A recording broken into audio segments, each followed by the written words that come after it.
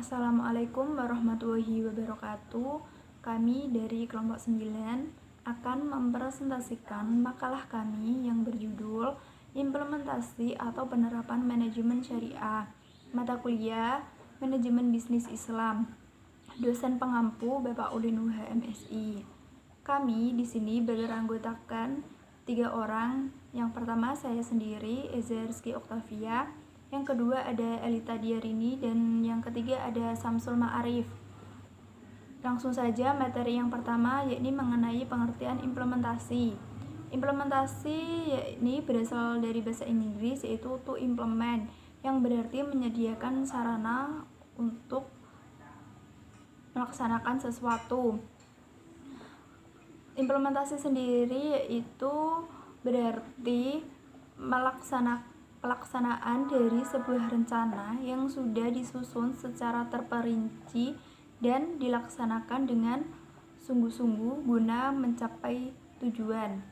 Nah, setelah mengetahui pengertian implementasi, selanjutnya yakni tujuan dari implementasi.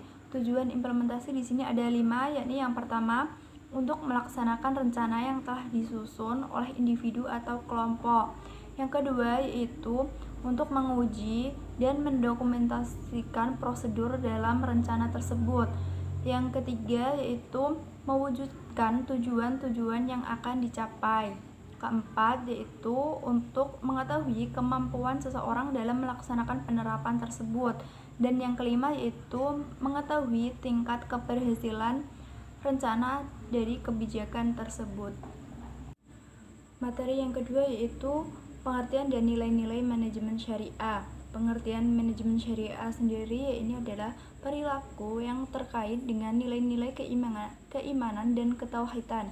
Jika setiap perilaku orang yang terlibat dalam sebuah kegiatan dilandasi dengan niat tauhid, maka diharapkan perilakunya akan terkendali dan tidak terjadi seperti korupsi, kolusi, dan nepotisme, karena menyadari bahwa adanya pengawasan dari Yang Maha Tinggi, yaitu Allah Subhanahu wa Ta'ala, yang akan mencatat setiap amal perbuatan yang baik dan buruk.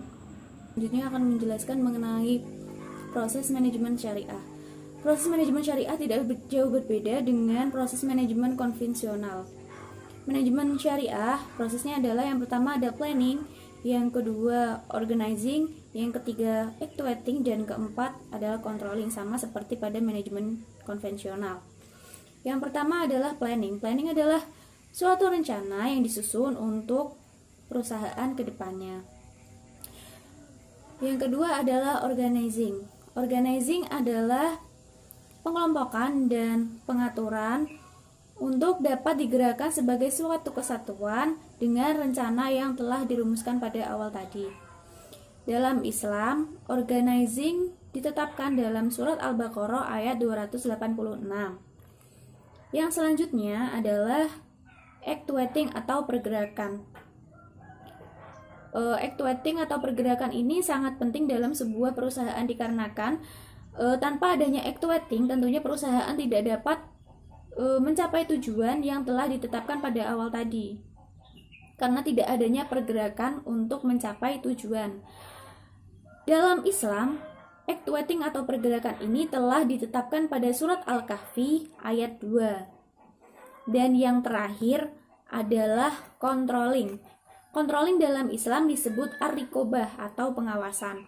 Nah, setelah perusahaan menetapkan planning dan organizing, actuating, yang terakhir adalah controlling atau pengawasan. Nah, di sini adalah tahap terakhir di mana perusahaan harus mengawasi proses-proses tadi berjalan dengan sesuai atau tidak, dan diawasi apakah ada ketidaksesuaian atau kekeliruan dengan proses-proses yang ada di awal. Ar-riqobah ialah mengetahui kejadian-kejadian yang sebenarnya dengan ketentuan dan ketetapan peraturan, serta menunjuk secara tepat terhadap dasar-dasar yang telah ditetapkan dalam perencanaan semula. Dalam controlling ini telah ditetapkan dalam Al-Quran surat Al-An'am ayat 65, yang artinya Allah meninggikan seseorang di atas orang lain beberapa derajat. Ayat ini menjelaskan bahwa dalam mengatur dunia peranan manusia ini tidak akan sama. Melanjutkan poin yang keempat, yaitu mengenai implementasi syariah dalam fungsi manajemen. Dalam pandangan Islam sendiri, segala sesuatu yang dilakukan secara rapi, benar, tertib, dan teratur, serta prosesnya dilakukan dengan baik, tidak asal-asalan, itu merupakan prinsip utama dalam ajaran Islam. Sebab Rasulullah SAW pernah bersabda dalam sebuah hadis yang diriwayatkan oleh Imam Tabrani yang berbunyi, Innallaha yuhibbu idza amala ahadukumul amala ayyukinahu, yang artinya sesungguhnya Allah sangat mencintai orang yang jika melakukan sesuatu pekerjaan dilakukan secara itqan, yang artinya yaitu secara tepat waktu, terarah, jelas, dan tuntas. Nah, arah pekerjaan yang jelas, landasan yang mantap, serta mendapatkannya dengan secara transparan, itu merupakan amal perbuatan yang dicintai oleh Allah. Sebenarnya, manajemen dalam arti mengatur segala sesuatu yang baik, tepat, tuntas merupakan hal yang disyariatkan oleh ajaran agama Islam. Peran syariah dalam implementasi sendiri, di mana standar yang diambil dalam setiap fungsi manajemen itu terikat hukum-hukum syara atau syariat Islam.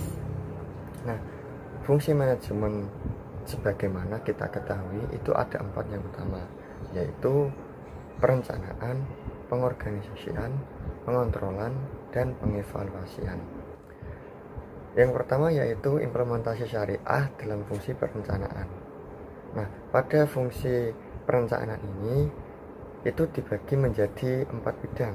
Yang pertama yaitu perencanaan bidang SDM, yang kedua yaitu perencanaan bidang keuangan, yang ketiga yaitu perencanaan bidang produksi atau operasi, yang keempat yaitu dalam bidang pemasaran.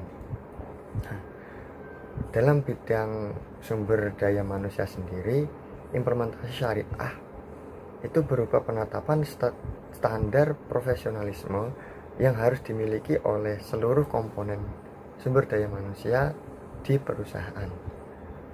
Kriteria profesional menurut syariah adalah harus memenuhi 3 unsur. Yang pertama ada kafaah atau ahli di bidangnya. Yang kedua yaitu amanah, bersungguh-sungguh dalam bertanggung jawab. Kemudian ada memiliki etos kerja yang tinggi atau himmatul amal. Nah, kemudian pada bidang keuangan, implementasi syariah itu berupa penetapan syarat kehalalan atau sumber memasukkan maupun alokasinya, seperti itu. Nah, kemudian perencanaan dalam bidang operasi atau produk itu implementasi syariah harus berupa penetapan bahan masukan produksi dan proses yang akan dilangsungkan. Nah, kemudian pada bidang pemasaran, implementasi syariah sendiri harus berupa penetapan segmentasi pasar, targeting, positioning, dan juga termasuk promosi, seperti itu. Yang kedua yaitu implementasi syariah dalam fungsi pengorganisasian. Pada fungsi pengorganisasian ini terdapat 3 aspek, yaitu yang pertama ada aspek struktur. Nah, pada aspek struktur ini ditekankan pada sumber daya manusia, yaitu hal-hal yang berkorelasi dengan faktor profesionalisme serta akad pekerjaan.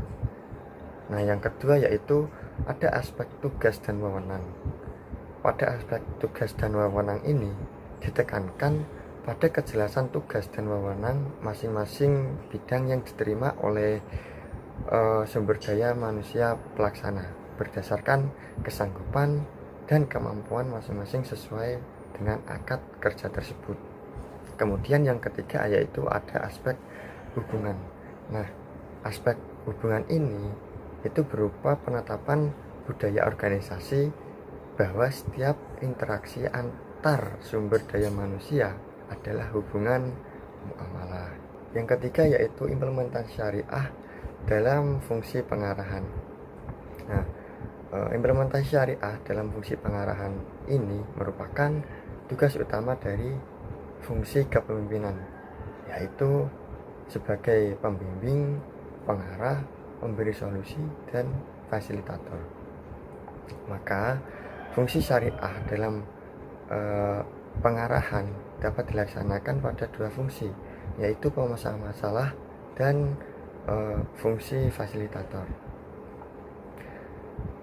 Nah, pada fungsi pemecah masalah itu bisa memberi motivasi, seperti seorang pemimpin yang bertugas untuk memotivasi, mendorong, dan memberikan keyakinan kepada orang yang dipimpinnya dalam suatu kelompok atau organisasi.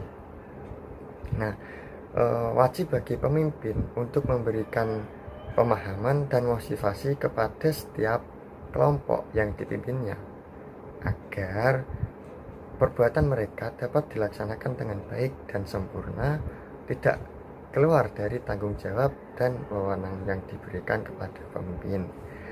Kemudian yang kedua ada fasilitator. Nah, fungsi sosial yang berhubungan dengan interaksi antar anggota organisasi dalam menjaga suasana kebersamaan tim agar setiap anggotanya atau karyawan harus dapat bersinergi dalam kesamaan visi misi dan tujuan organisasi. Kemudian implementasi yang terakhir yaitu ada implementasi syariah dalam fungsi pengontrolan. Nah, pada fungsi pengontrolan ini itu digunakan untuk mengukur dan memastikan atau mengoreksi prestasi kerja karyawan. Nah, guna untuk memastikan bahwa tujuan organisasi di semua tingkat dan rencana itu dilaksanakan. Kemudian ada 3 pilar pada implementasi syariah fungsi pengontrolan, yaitu ada ketakwaan individu. Maksudnya itu seluruh personil sumber daya manusia perusahaan dipastikan dan dibina agar sumber daya manusia yang bertakwa. Kemudian ada kontrol anggota. Maksudnya suasana organisasi yang mencerminkan formula tim, maka proses keberlangsungan organisasi akan selalu mendapatkan pengawalan agar sesuai dengan arah yang telah ditetapkan. Kemudian yang ketiga yaitu ada penerapan aturan. Maksud penerapan aturan ini adalah organisasi ditegakkan dengan aturan main yang jelas dan transparan serta tidak bertentangan dengan syariah Islam. Begitu. Terima kasih. Sekian yang dapat saya sampaikan. Selebihnya akan saya kembalikan kepada moderator. Terima kasih. Sekian presentasi yang dapat kami sampaikan. Kurang lebihnya kami mohon maaf. Wassalamualaikum warahmatullahi wabarakatuh.